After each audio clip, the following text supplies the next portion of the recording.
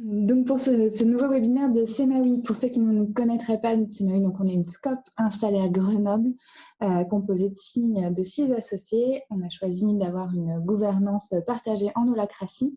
Et notre métier, c'est l'accompagnement des organisations dans leur transformation managériale. Le sujet qui nous intéresse aujourd'hui, c'est celui des organisations apprenantes. Comment est-ce qu'on adopte des postures, des méthodes qui permettent d'avoir ce type de posture dans son organisation. C'est le sujet qu'on va aborder avec Jeanne. Jeanne, je te laisse te présenter. Oui, avec plaisir. Bonjour à tous et à toutes. Donc, je m'appelle Jeanne de Cardrel, je suis associée de la SCOP. Mon métier, c'est l'accompagnement d'équipe pour aller vers des pratiques plus coopératives dans le travail, que ce soit dans la gestion de projet ou dans la gouvernance, donc la façon dont on prend les décisions.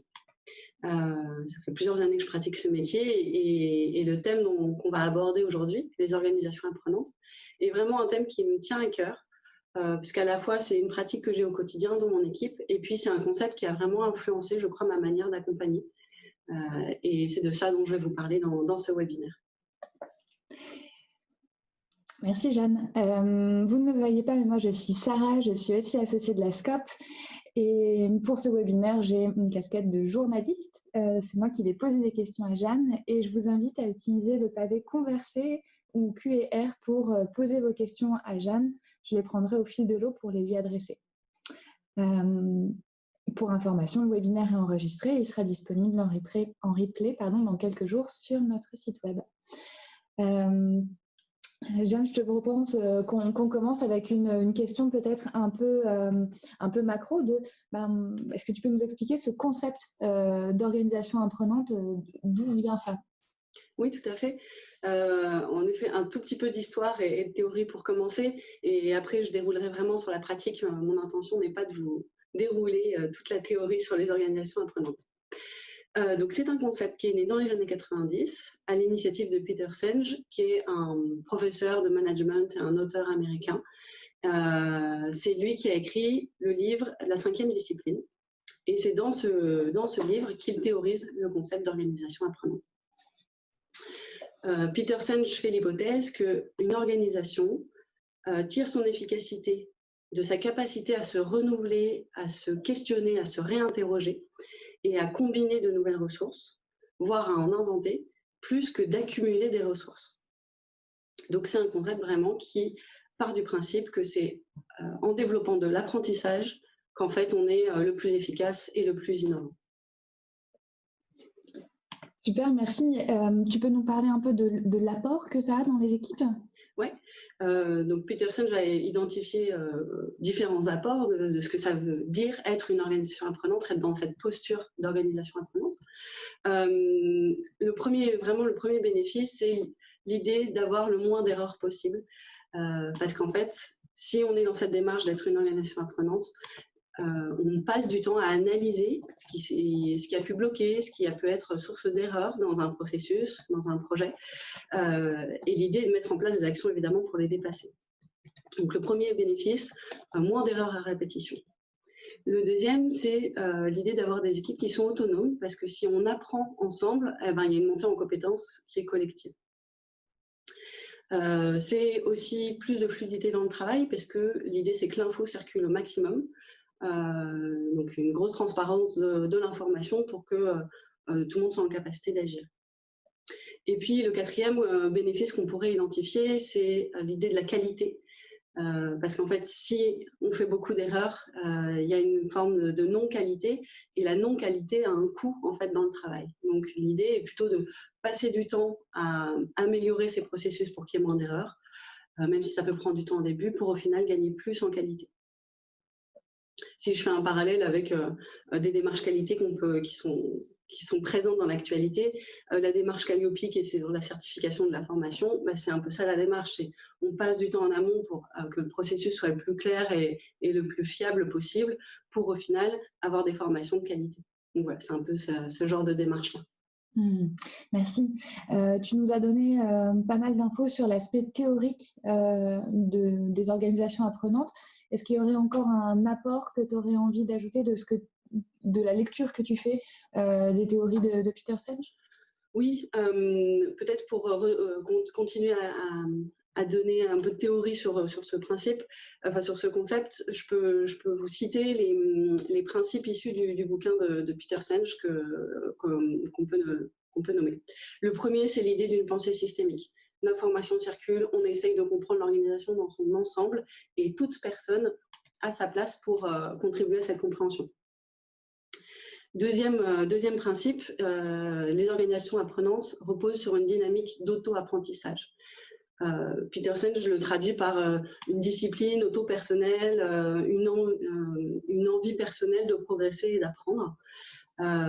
Donc c'est un espèce de lien entre un développement individuel et un développement professionnel.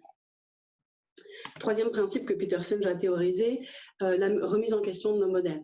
Une organisation est apprenante quand elle est en capacité de remettre en question ses habitudes, ses process et ses présupposés. Quatrième principe, le partage d'une vision. Dans une organisation apprenante, il y a cette idée que ce n'est pas uniquement le dirigeant ou la dirigeante qui va poser la vision et la porter, mais il y a une envie de la définir et de la porter collectivement.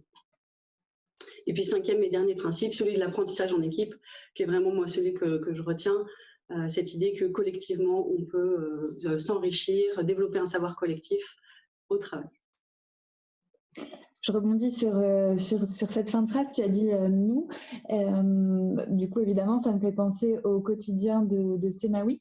Est-ce que tu dirais que Semaoui est une organisation apprenante ? Oui, je pense que oui. J'ai identifié plusieurs signaux qui me permettent de penser qu'on est une organisation apprenante. D'abord, c'est un concept qui nous parle, dans l'idée d'avoir que le travail soit un lieu d'apprentissage. Et ensuite, dans notre façon de fonctionner, j'observe qu'on consacre beaucoup de temps de travail qui sont des moments de pause pour analyser collectivement ce qui a pu se passer sur une période. Méthodologie dont on vous a déjà parlé, qui est celle de la rétrospective, un temps toutes les 6 semaines pendant lequel on analyse ce qui s'est passé dans notre vie d'équipe. Ensuite, à Semaoui, on a une culture du travail par itération. Et je pense que c'est vraiment ça qui développe aussi des apprentissages et qui change notre rapport à l'erreur. C'est-à-dire que dans l'itération, on se lance, on teste, et puis au bout de la phase de test, on analyse ce qui s'est passé, puis on change ce qui a changé. Donc globalement, on a une gestion de projet qui est nourrie par ce travail d'itération. Un principe aussi qui est peut-être moins fort, que je n'ai pas nommé dans ce qu'a théorisé Peter Senge, il y a la place à l'expérimentation, et je crois que dans l'équipe, on a une envie et un élan pour aller vers l'expérimentation, tester des choses et puis voir ce que ça va nous apporter. On a aussi beaucoup de moments d'apprentissage entre nous. Alors, soit c'est vraiment dans l'équipe où on va entre nous s'apporter des méthodologies, se faire vivre, je ne sais pas, un atelier sur le feedback pour apprendre à le pratiquer. Ça, c'est quelque chose qu'on a initié il y a plusieurs années. Pareil avec la communication non violente. À un moment, c'est quelqu'un de l'équipe qui a proposé un atelier pour que l'équipe s'y forme. Donc, beaucoup de temps de formation entre nous et puis du temps consacré avec des formateurs extérieurs qui viennent nous former. Et dans notre métier, c'est fondamental. On a besoin toujours d'apprendre et puis ça nous sert dans notre vie d'équipe. Voilà pour les premières choses que je peux nommer. Je pourrais aussi aller vers... j'ai parlé d'autodiscipline, donc je pense qu'on a chacun, nous, une exigence personnelle à justement travailler sur nous-mêmes, voir comment ça peut faire du lien avec le collectif. Et puis, pour reprendre aussi le premier principe que j'ai cité tout à l'heure, la pensée systémique, je pense qu'à Semaoui, on a vraiment cette appréhension et cette volonté d'aller sur des systèmes qui sont complexes parce que ça nous stimule et ça permet d'apporter des réponses qui sont plus robustes dans le temps plutôt que d'aller vers des réponses qui seraient simples et à court terme. Et cette vigilance-là, voilà, nous pousse à être plutôt dans des systèmes complexes que des systèmes simples. Voilà, et le dernier principe que j'ai identifié et dont je pourrais aussi développer, c'est celui du rapport à l'erreur. Et on passe beaucoup de temps à essayer de déconstruire nos présupposés sur l'erreur, sur l'échec. Ça veut dire quoi être en situation d'échec?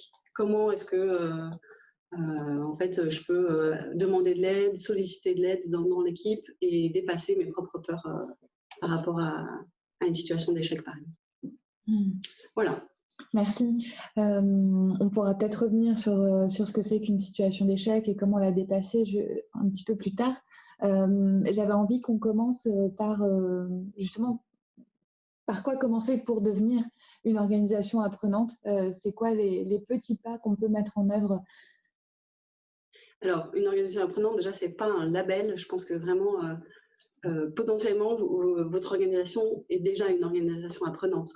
En fait, je pense que l'idée est plutôt de se dire, moi je pars du principe que dans les organisations, évidemment, il y a une construction de savoir au quotidien qui se fait tous les jours. C'est comme les neurones, tous les jours, il y a des nouveaux liens qui se font. Devenir une organisation apprenante, pour moi, c'est mettre des mots sur l'apprentissage collectif qui peut se faire dans une organisation. Donc, par quoi commencer? Peut-être commencer à nommer justement tout ce que vous apprenez en équipe, toutes les ressources qu'il y a dans l'équipe, et petit à petit enclencher une démarche de capitalisation des savoirs et de travail sur vraiment quelles sont les ressources qu'il y a dans l'équipe. Donc, tu nous conseillerais de commencer par mutualiser, utiliser ce qui existe déjà, des pratiques qui sont déjà existantes. Voilà, combiner au maximum vos ressources, nommer les existantes, et puis vous donner du temps pour innover sur des nouvelles ressources. Dans une organisation qui serait assez dense en termes d'équipe, comment tu verrais, comment tu vois la place que peuvent avoir les retours du terrain, par exemple? On dit souvent qu'il y a que des services ne communiquent pas entre eux, que l'info passe pas et ça crée des erreurs et on arrive à des résultats utilisateurs ou clients qui sont déconnectés du terrain. Est-ce que les principes d'organisation apprenante rentrent dans ce cadre-là? Oui, tout à l'heure, j'ai parlé de circulation de l'info, de transparence de l'information. Et dans l'idée d'une organisation apprenante, il y a vraiment cette volonté de se dire que toute personne est légitime à faire remonter une information. Et que cette information, elle est précieuse et elle est certainement une source d'apprentissage pour l'organisation dans son entier. Et donc, je pense que quand on se dit qu'on a envie d'être une organisation apprenante, il y a aussi, je pense, ce changement de posture et se dire que toute personne est légitime pour apporter du savoir à l'organisation et qu'il faut faire une place, du coup, à toutes les expertises, qu'elles soient théoriques, que ce soit une expertise liée à un niveau d'études ou une expertise d'usage et de terrain. Lorsque tu accompagnes une équipe, qu'est-ce qui te met la puce à l'oreille? Comment est-ce que tu reconnais qu'une équipe a entamé ou est en voie d'entamer cette démarche d'organisation apprenante? C'est une bonne question. Je pense que comme c'est un concept vraiment qui m'est cher, j'ai cette grille de lecture-là. Et ça se voit dans des choses assez fines. Et ça se voit surtout dans les postures, dans les comportements en fait, qu'il y a dans les équipes. Je le vois quand vraiment il y a des postures d'écoute, que je vois que des personnes vont plutôt laisser une personne s'exprimer, que les gens ne se coupent pas la parole et que le groupe va être dans le questionnement plus que dans l'apport de solutions, par exemple. Ça, pour moi, ça dénote une posture où on cherche à soutenir la personne et à l'accompagner dans son cheminement. Je le vois aussi dans des équipes qui ont une forte capacité à accueillir le risque et l'incertitude. Et ça, je le vois beaucoup dans les équipes qui pratiquent des méthodes agiles et qui sont habituées à manier l'incertitude et à accepter en fait une part de risque et à accepter du coup de se pencher sur les erreurs et de les dépasser. Et donc ça, je le vois quand même beaucoup dans des équipes qui sont sensibles aux méthodes agiles. Ça, c'est quelque chose d'assez fort. Je le vois aussi parce que dans certaines équipes, il y a vraiment cette dynamique où toute situation est une opportunité d'apprentissage. Et alors, quelquefois, c'est incarné par une seule personne, qui n'est pas forcément d'ailleurs la personne leader, mais je vois ça dans certaines équipes. Et voilà, ça, c'est des petits signaux qui me mettent la puce à l'oreille et qui me disent que au-delà des postures, moi, en tant qu'accompagnante, je peux peut-être souligner ces postures, les nommer et apporter un peu de méthode pour que ça devienne quelque chose de plus systémique, en fait. En termes de méthode, tu nous parlais de l'agilité. Est-ce que tu vois des mécanismes à mettre en place dans une équipe?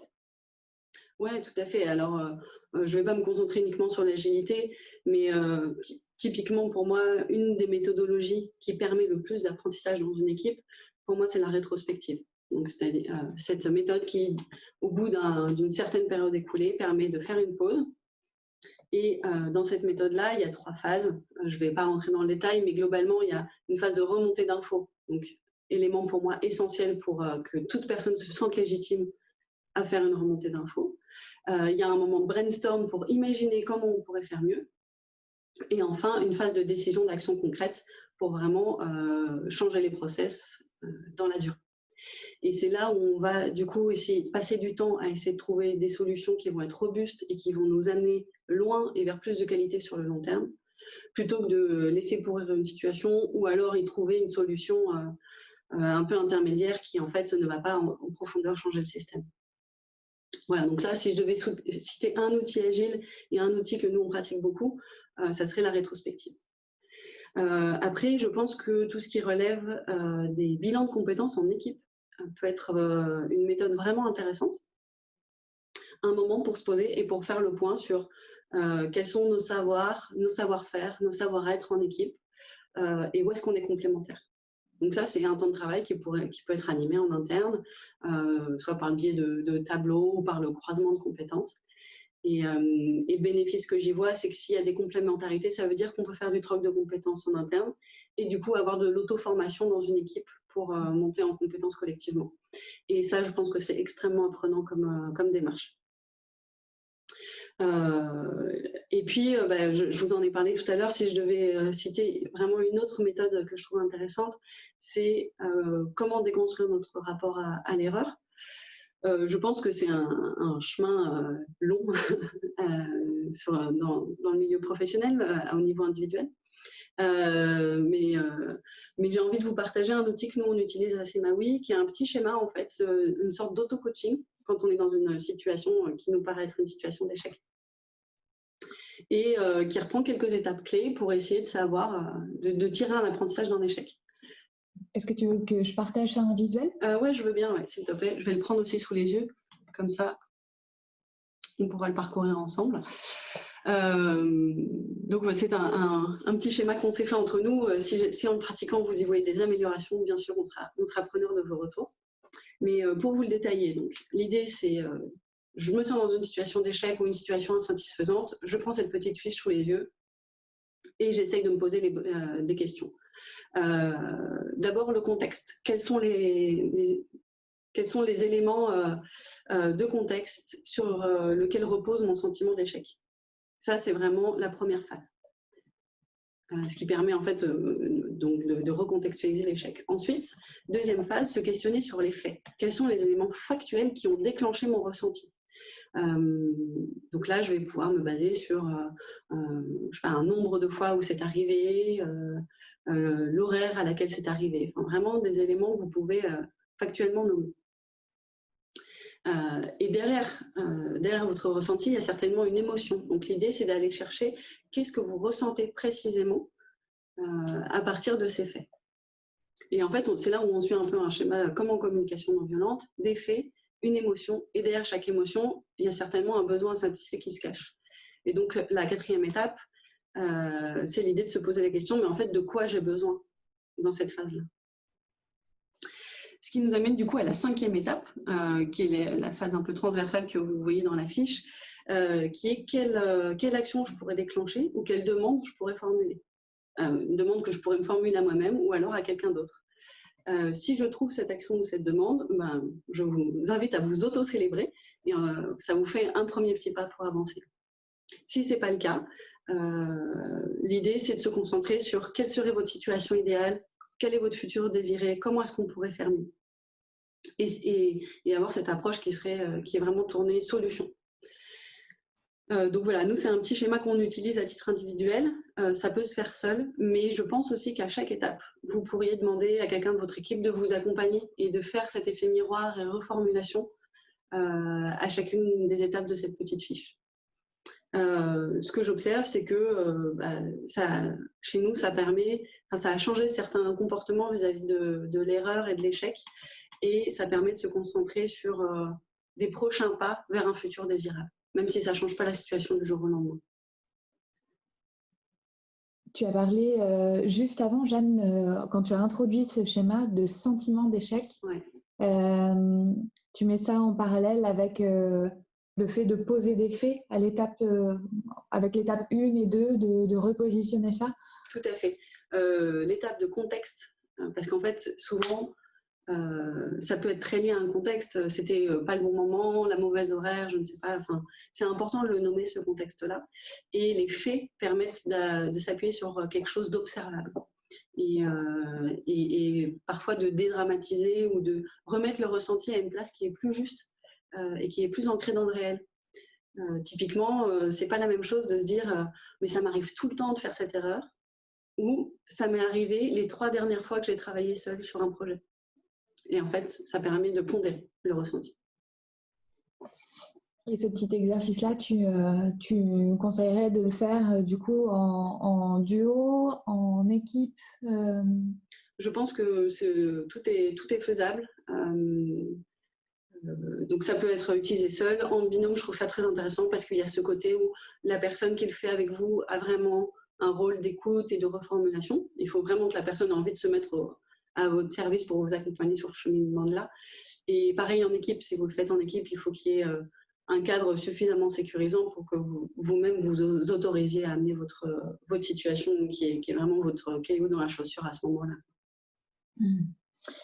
Et tu nous parles tout en bas du schéma de la bulle qui est soit de l'autocélébration, soit de passer en mode solution focus pour essayer de dépasser. Est-ce que tu pourrais nous en dire un petit peu plus sur le solution focus? Oui. C'est une méthode, l'état d'esprit? L'état d'esprit, c'est vraiment ne pas se concentrer sur le passé et le problème, mais plutôt se tourner vers un avenir souhaitable. Et donc, la liste de questions que vous y trouvez vous permettent de basculer dans cet état d'esprit-là. C'est pas quelque chose d'évident, on n'est pas forcément éduqué à ça. Si vous le faites en binôme, c'est vrai que l'autre peut avoir ce rôle de vous emmener vers le futur désirable. Et la philosophie qui sous-tend ça, c'est aussi l'idée vraiment du prochain petit pas concret que vous pouvez faire pour aller vers cet idéal et pas avoir le sentiment de se retrouver face à une marche infranchissable, quoi. Merci beaucoup. Hop. Pour la suite, j'aurais bien voulu t'entendre sur qui peut contribuer à une démarche d'apprentissage en équipe. Est-ce que tout le monde peut? Est-ce que ça doit être une obligation? Est-ce que c'est une politique dans une entreprise? Comment ça fonctionne? Je pense que vraiment, enfin, en tout cas, moi, dans la façon dont je me réapproprie ce concept d'organisation apprenante dans mon métier d'accompagnante, c'est vraiment partir de ce principe que le savoir et les connaissances sont dans l'équipe, que toute personne peut contribuer à la construction d'un savoir commun. Et du coup, ça passe par du décloisonnement, l'idée que ce n'est pas uniquement les rôles de leader qui vont apporter des solutions, mais que la bonne info, la bonne idée peut venir de n'importe où. Et moi-même, dans mon accompagnement, je pars de ce présupposé, je pars de l'idée vraiment de cette conviction que le groupe qui est en face de moi a les connaissances et a les solutions à la question qu'il se pose. Du coup, question pratico-pratique, dans une journée qui est déjà assez pleine, comment est-ce qu'on peut trouver le temps pour enclencher cette démarche et vraiment y consacrer de l'énergie collectivement? Oui, mais c'est une question qui revient souvent dès qu'on commence à parler de méthodes et de temps d'équipe qui ne sont pas directement concentrés sur l'opérationnel et la gestion de projet. C'est comme tout, c'est un choix. Donc, ça ne veut pas dire qu'il faut passer 50 heures en réunion pour savoir si on est une organisation apprenante ou pas, mais peut-être certaines méthodes qui vous parlent, certains moments clés dans l'année, typiquement sur un temps de séminaire d'équipe, s'offrir un moment de capitalisation, un moment de bilan de compétences collectifs ou une rétrospective d'équipe. Voilà, c'est des moments de 2-3 heures qu'on consacre à ça. Et ça revient vraiment à mon idée du début que c'est du temps qu'on consacre à un moment pour plus tard viser plus de qualité, viser des temps de travail plus sereins. Donc, pour moi, ça reste un choix. Et quels sont les bénéfices que tu peux voir? Tu nous en as parlé rapidement quand on a posé le sujet, mais dans une organisation, qu'est-ce qu'on remarque en termes d'apport, de bénéfices quand on a enclenché cette démarche? Ouais. Dans les accompagnements que je fais, peut-être pour recontextualiser, je n'ai pas une demande qui serait Jeanne, aide-nous à devenir une organisation apprenante. C'est plutôt que moi, dans ma posture, je vais beaucoup insister sur où sont les savoirs, quels sont les acquis qu'on développe, quels sont les acquis après une journée de formation, comment il pourrait y avoir des complémentarités dans une équipe, par exemple. Et moi-même, je pratique beaucoup le feedback quand je suis en posture de supervision. Ça, c'est juste pour contextualiser. Et du coup, les bénéfices que j'observe, c'est que ça développe globalement une approche plus collaborative du travail dans les équipes. Parce que déconstruire son rapport à l'erreur, c'est aussi s'autoriser à demander de l'aide. Et donc, par ricochet, ça favorise l'entraide dans les équipes. J'observe qu'il y a une montée en compétences collectives parce que s'autoriser à faire de la formation en interne, reconnaître que l'autre peut m'apporter quelque chose, bah, ça permet, comme je le disais, de l'auto-formation. Je vois aussi que dans des exercices où il y a de la remontée d'infos qui est collective, et bah, que dans l'équipe, tout le monde, quelle que soit sa place, leader ou non, tout le monde s'approprie les enjeux de l'entreprise en fait et développe une vision qui est beaucoup plus systémique que celle de sa fiche de poste ou les tâches qu'on a à réaliser. Et donc ça, je trouve que c'est vraiment une clé pour aller vers plus de résilience et de capacité d'adaptation dans une entreprise et d'implication de tout le monde. Et puis, dernier bénéfice dont j'ai déjà parlé, c'est vraiment cette idée de consacrer du temps pour trouver des réponses qui vont être satisfaisantes sur le long terme, plutôt que de se satisfaire de réponses rapides, mais qui vont peut-être pas changer nos pratiques en profondeur. Et est-ce que tu as des exemples dans des accompagnements, des choses que tu as vraiment observées qui se sont produites quand ce type de mécanismes se sont mis en place? Oui, j'ai deux exemples récents. Un premier exemple d'une équipe qui a découvert la rétrospective et qui vraiment a changé ses manières de faire. C'est une équipe où il y a une forte séparation entre une partie de l'équipe qui est au bureau et une partie de l'équipe qui est sur le terrain. Et donc, depuis des mois, des problèmes de communication entre ces deux pôles qui se croisent très peu. Et en fait, la rétrospective a permis d'avoir un moment collectif où les équipes de terrain ont pu faire une remontée d'infos vraiment fournie, dense et en fait assez précieuse pour l'équipe qui était au bureau et qui voilà, est plus dans l'organisation, la coordination, la stratégie. Et c'est la première fois en fait qu'ils se sont croisés à ce point-là et qu'il y avait une méthodologie pour faire de la remontée d'infos. Et donc, ce que j'ai observé, c'est que depuis la rétrospective, le lien entre le terrain et le bureau s'est vraiment fluidifié. Ils ont changé leur manière de communiquer. Et puis, ils vont continuer la rétrospective voilà, sur le long terme. Modèle adopté. Modèle adopté.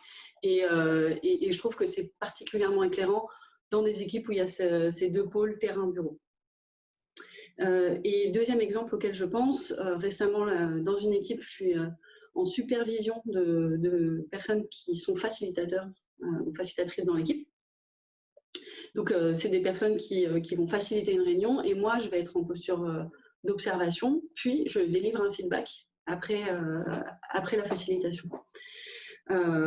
Et dans le feedback, vraiment, il y a cette posture d'être au service de l'autre et d'accompagner l'apprentissage de l'autre. Et ce que j'observe, c'est que dans les deux facilitateurs à qui j'ai fait du feedback, au bout de 3-4 séances, ils avaient tout intégré. Et à la 5e séance, leur facilitation était vraiment nickel. J'avais presque rien à dire en feedback. Et alors, c'était à la fois satisfaisant en tant qu'accompagnatrice. Et puis, chez eux, j'ai vu vraiment un changement de posture et une sorte d'auto-célébration et de satisfaction à réussir leur facilitation. Donc voilà, sur des petites choses, en quelques séances, j'ai vu des équipes vraiment changer de posture, gagner en confiance. Et le fait que ces deux facilitateurs, par exemple, là, aient gagné en confiance et se sentent à l'aise, et en fait, ça donne envie aux autres d'aller faciliter. Et parce qu'il y a du retour d'expérience en interne, ils voient que c'est possible, que c'est jouable et que c'est accessible. Donc il y a un effet modélisant que je trouve très fort et très satisfaisant. Merci, c'est assez parlant des exemples de ce type-là. Tu nous as dit tout à l'heure que pour toi, c'était un peu une posture de chercher à capitaliser et à partager les savoirs. Est-ce que tu nous dirais en quelques mots comment tu en es arrivé à penser que c'était important? Oui, vraiment, c'est dans ma posture d'accompagnatrice et dans l'idée que je me fais de ce métier-là. Vraiment, ma conviction et ce pourquoi je fais ce métier, c'est parce que la réponse, c'est pas moi qui l'ai. Je sais que la réponse est dans le groupe. Et que mon intervention va permettre une prise de conscience, va permettre de nommer des choses, de les mettre en lien et peut-être de développer un processus de travail spécifique à cette équipe. Donc, je crois que cette question du savoir et de comment est-ce qu'on construit des savoirs dans une équipe est vraiment quelque chose qui guide mon métier et ce pourquoi je l'aime. Ce qui fait que d'un point de vue vraiment pratique et méthodologique dans mes déroulés d'accompagnement ou de formation, j'accorde beaucoup de temps à ce qui va être ce que j'appelle la conscientisation des acquis. Donc c'est après une journée de formation, passer du temps sur qu'est-ce qu'on a appris, qu'est-ce que je retiens, dans ce que je retiens, avec quoi je suis à l'aise, avec quoi je suis moins à l'aise, qu'est-ce que j'ai envie d'apprendre. Voilà, ça peut prendre plein de formes différentes, mais c'est toujours un temps que je consacre et auquel j'accorde beaucoup d'importance. Et je pense vraiment qu'en entreprise, on développe une quantité de savoir théorique, de savoir-faire bien évidemment, et puis aussi de savoir-être, de comportement, apprendre à travailler en équipe. Je trouve que c'est vraiment un savoir qui est très précieux et qui est à cultiver. Merci. Une question de Sylvie. Quel lien faites-vous avec les démarches de mise en œuvre du knowledge management, gestion des connaissances? J'avoue que là comme ça, c'est pas un concept qui me parle directement, de gestion des connaissances.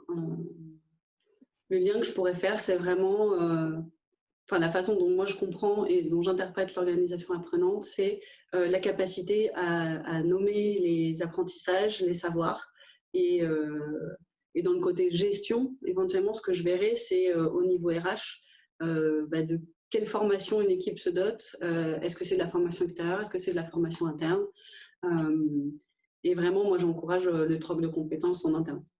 Je ne sais pas si ça répond exactement à la question, mais voilà, parce que je ne connais pas exactement ce concept. Si tu veux une petite indication sur cette méthode-là, selon une source fiable, à savoir Wikipédia, c'est une démarche managériale pluridisciplinaire qui regroupe l'ensemble des initiatives, des méthodes et des techniques permettant de percevoir, identifier, analyser, organiser, mémoriser, partager les connaissances des membres d'une organisation.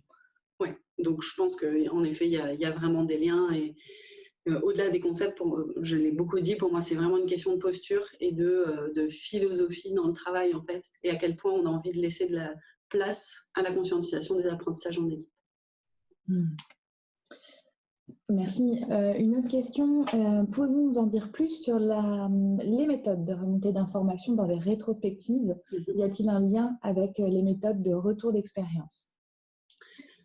Alors, je pense qu'il y a plein de méthodes de retour d'expérience. Si je me concentre vraiment sur la remontée d'infos en tant que telle, je ne sais pas si vous avez déjà vu un outil comme le Speedboat ou l'île au trésor. C'est des supports visuels et qui permettent de dire, par exemple, si je prends le Speedboat, dans les vents, c'est les vents porteurs, donc tout ce qui nous a porté pendant cette période. L'encre, c'est au contraire tout ce qui nous a freiné pendant cette période. Sur le pont, toutes les choses positives, tout ce sur quoi on peut se reposer. Et puis au loin, les récifs dangereux, c'est les risques qu'on peut percevoir. Ça, par exemple, c'est une méthode de remontée d'infos qui va permettre de faire remonter à la fois ce qui s'est bien passé, ce qui s'est mal passé, les forces, les faiblesses, et éventuellement les risques qu'on peut anticiper. Autre méthode assez simple, 3 colonnes, qu'est-ce qu'on garde, qu'est-ce qu'on arrête, qu'est-ce qu'on commence. Voilà, c'est typiquement ce genre de petits outils qui peuvent ressembler à des outils de brainstorm en fait, mais qu'on décide d'axer sur une remontée d'infos sur une certaine période. Ça peut être une période de vie d'équipe ou à l'échelle d'un projet bien sûr. Merci Jeanne. J'en ai profité pour partager l'article du journal de CMAOI où on parle un petit peu plus des étapes et de la méthode à mettre en œuvre sur l'animation d'une rétrospective. Pour revenir à la démarche à enclencher vraiment sur l'idée de capitaliser dans une entreprise et savoir, comment est-ce que tu vois ça dans une équipe où il y a du changement? Il y a des congés maternité, des retraites, de l'arrivée de nouvelles personnes. Est-ce qu'on peut compter sur ces mécanismes-là? Qu'est-ce que ça apporte dans un contexte aussi changeant à l'intérieur de l'entreprise?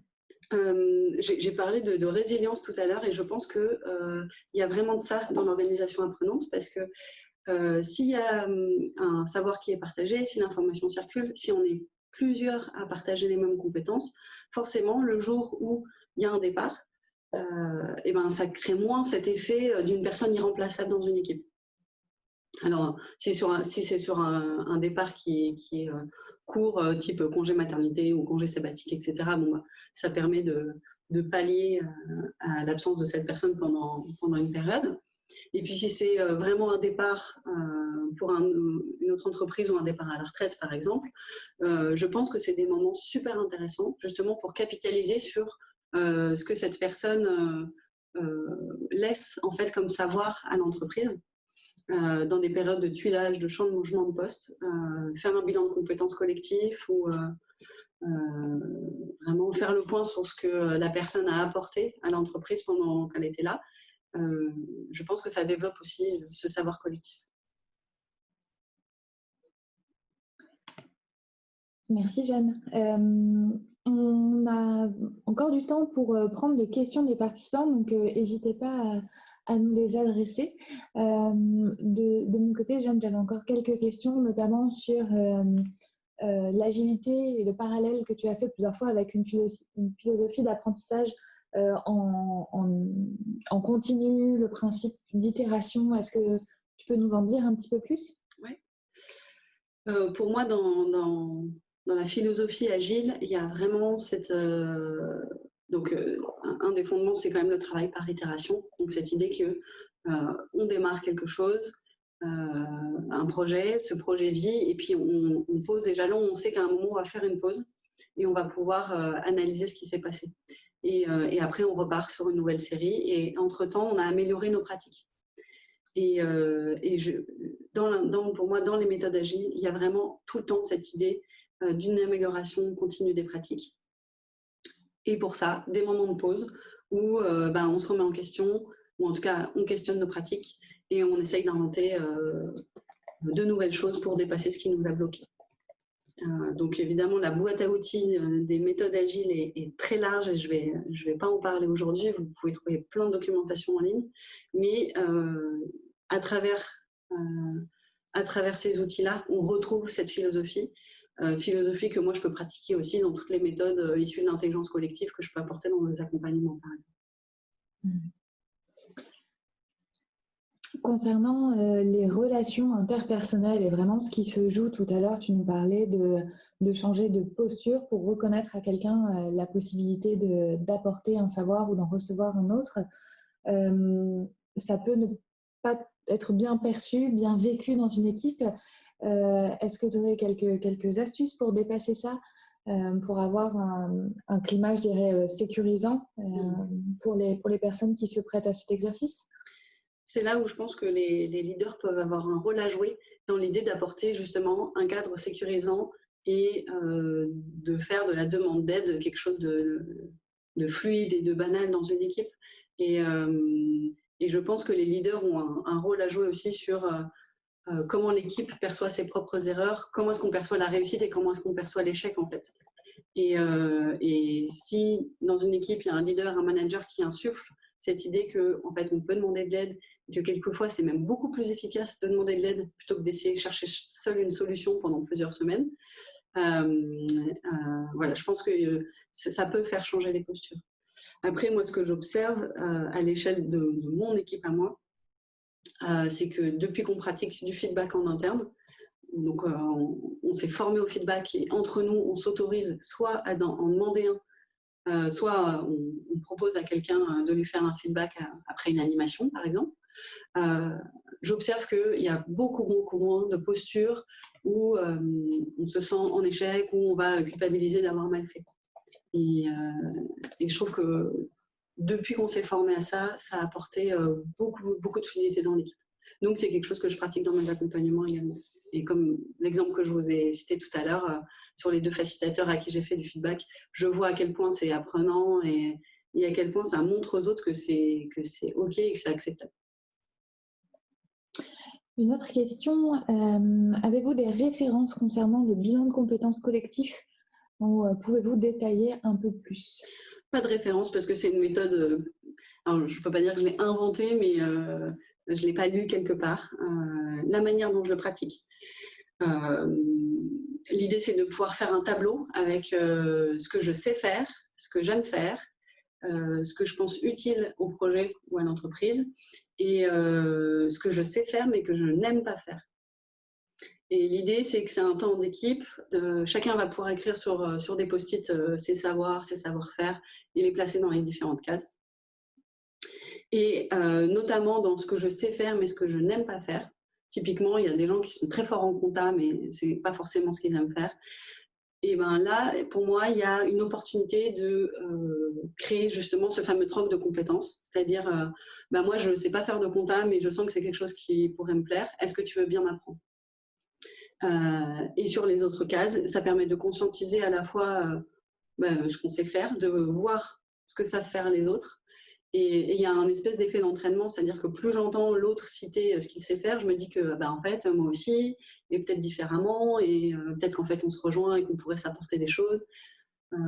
Typiquement, un bilan de compétences sur de la gestion de projet, ça peut être super intéressant de voir à quel point dans une équipe c'est complémentaire. Donc voilà, moi je le pratique vraiment en outil d'animation, assez fluide. Selon l'équipe, je peux complètement changer mes questions du tableau pour l'axer dans une direction plutôt qu'une autre. Donc c'est pas une référence théorique managériale en tant que telle. C'est plutôt une pratique d'animation. D'accord, merci pour ta réponse. On a encore un peu de temps pour prendre des questions, donc n'hésitez pas à les adresser. Jeanne, est-ce que tu vois un lien entre une organisation qui aurait mis donc en place des mécanismes de ce type-là dans sa manière de gérer les imprévus ou des perturbations qui viennent de l'extérieur, sur lesquelles, a priori, elles n'ont pas vraiment la main pour pouvoir les influer? Ouais, je pense que quand on est dans cette posture d'être dans une organisation qui va apprendre de ses échecs et qui ça rend quelque chose de plus résilient face à l'incertitude et permet plus d'adaptation. Plus précisément, ça revient pour moi beaucoup au partage de l'information. En fait, si on est plusieurs à partager l'info, à un moment, on peut être plus nombreux autour de la table pour trouver les bonnes idées pour s'adapter. Et partir du principe que n'importe quelle personne dans l'entreprise peut avoir une bonne idée. Donc ça ne veut pas dire que tout le monde décide de tout et que tout doit se faire de façon partagée. Mais comme je le disais, il y a cette idée de plus la vision, plus les enjeux sont partagés, plus ça développe aussi une prise de conscience dans l'équipe des réalités de l'entreprise. Donc potentiellement une capacité à mieux s'adapter. Merci. Une autre question sur le bilan de compétences collectives notamment, il a suscité pas mal d'intérêt. Frédéric, comment dépasser la difficulté de la compétence inconsciente des experts et les mettre à disposition du collectif? Donc des personnes qui n'auraient pas conscience de leur propre savoir. Alors qu'ils sont experts. Alors qu'ils sont experts d'une thématique, ouais. En effet, sur les premiers temps de bilan de compétences collectives, les premiers temps que je peux faire, quelquefois c'est un peu frustrant parce que les personnes ne s'autorisent pas à nommer. Donc peut-être qu'il faut le faire plusieurs fois. Peut-être qu'un travail de feedback auparavant peut être intéressant. Ou alors, avant d'avoir un temps de partage vraiment avec toute l'équipe, faire ce travail en binôme. Parce que le binôme peut être quelque chose de beaucoup plus sécurisant. Donc, à deux, on discute de ce qu'on a comme savoir. Éventuellement, on peut dire à l'autre les compétences qu'on lui reconnaît. Et voilà, ça permet un peu de se muscler, entre guillemets, avant de passer à un partage collectif où quelquefois c'est difficile de prendre la parole comme ça devant toute son équipe et de nommer ce qu'on sait. Il peut y avoir un côté un peu impressionnant. Donc voilà, soit le faire en plusieurs fois, soit commencer par un temps en binôme, et puis préparer le terrain en diffusant voilà, cette culture de feedback. Il y a un autre exercice aussi qui peut être vraiment intéressant, que nous on pratique beaucoup à la fin des rétrospectives, c'est la douche de l'appréciation. Donc on se met en trio et pendant 1 minute, il y a une personne qui reçoit la douche de l'appréciation et en fait les 2 autres lui font des feedbacks, lui reconnaissent plein de choses et la félicitent, et c'est un moment vraiment de célébration. Et donc chaque personne de l'équipe reçoit sa douche de l'appréciation tour à tour. Donc voilà, au-delà de la méthode du bilan de compétences collectives en tant que tel, il y a plein d'autres choses qui peuvent aussi amener à ça et qui peuvent préparer le terrain. Il y avait la deuxième partie de la question qui traitait de en fait, comment mettre à disposition du collectif ces compétences inconscientes d'experts qui peut-être se censurent un peu dans les apports qu'ils pourraient faire. Bon, alors si la compétence est vraiment inconsciente, ça va être difficile de la mettre au service du collectif. Donc, comme je disais, il y a vraiment cette étape de préparer pour amener à la conscientisation. Et après, nous, on a un outil qui est tout simplement, par exemple, un tableau Trello où on fait des offres et des demandes de compétences, de savoir. Donc, on a quelqu'un qui est en charge de récolter toutes les offres. Donc, il y a une personne dans l'équipe qui a fait un rendez-vous avec chaque personne de l'équipe et qui lui a demandé, toi, qu'est-ce que tu aurais envie d'apporter au collectif ? Et à l'inverse, qu'est-ce que tu aurais envie d'apprendre et de demander au collectif ? Donc voilà, 2 colonnes, offres et demandes, et c'est super intéressant parce que du coup, on met en cohérence les offres et les demandes, et en fait, le fait d'avoir une demande et de se dire que potentiellement on pourrait y répondre, ça permet aussi de se dire « Ah bah ok, j'y vais, en fait l'équipe a besoin de ça, je crois que je sais le faire, je me lance ». Donc ça peut se faire à l'échelle d'une équipe, et puis nous, on le fait aussi avec des partenaires extérieurs. Ce qui nous permet de faire du troc de compétences entre pairs, entre professionnels, même si on est dans 2 organisations différentes. Du coup, tu fais un parallèle avec des services qui seraient, par exemple, très éloignés les uns des autres dans une organisation ? Oui, par exemple. Super, merci. Merci pour tes précisions. Est-ce que, avant qu'on clôture, tu aurais envie de nous partager une réflexion, un sujet à méditer sur ces postures, ces méthodes d'organisation apprenante ? Je prends quelques secondes pour réfléchir. Oui, je pense que ce que j'ai envie de faire passer, c'est cette idée que à la fois, comment dire, je pense qu'être une organisation apprenante, ça ne se décrète pas. Il ne suffit pas de dire « nous sommes une organisation apprenante ». Et parce qu'il y a plein de choses à mettre en place. Et à la fois, je pense qu'à un moment de se dire j'ai envie qu'on soit une organisation apprenante et qu'on prenne conscience qu'en fait, on a plein de savoir. Je pense que ça peut se décréter pour aussi commencer une démarche, commencer à capitaliser, commencer à mettre en place des bilans de compétences collectives, par exemple. Donc voilà, à la fois, je pense que beaucoup d'organisations le sont déjà et qu'il suffit juste de commencer à le nommer et de vouloir le voir et d'avoir cette grille de lecture de l'organisation apprenante. Et j'espère que les apports que j'ai pu vous faire aujourd'hui vont vous permettre d'avoir une grille de lecture différente et de repérer où sont les clusters de connaissances dans votre organisation. Merci beaucoup, Jeanne, pour le temps que tu nous as consacré et les clés que tu as pu apporter. On arrive au bout du temps qu'on avait prévu pour ce webinaire. Donc, un grand merci aux participants et à leurs questions. Comme je vous disais tout à l'heure, le webinaire sera disponible sur notre chaîne YouTube dans quelques jours et on espère vous retrouver bientôt, peut-être pour une formation ou les prochains webinaires de CEMAWI. Merci, Jeanne. Merci.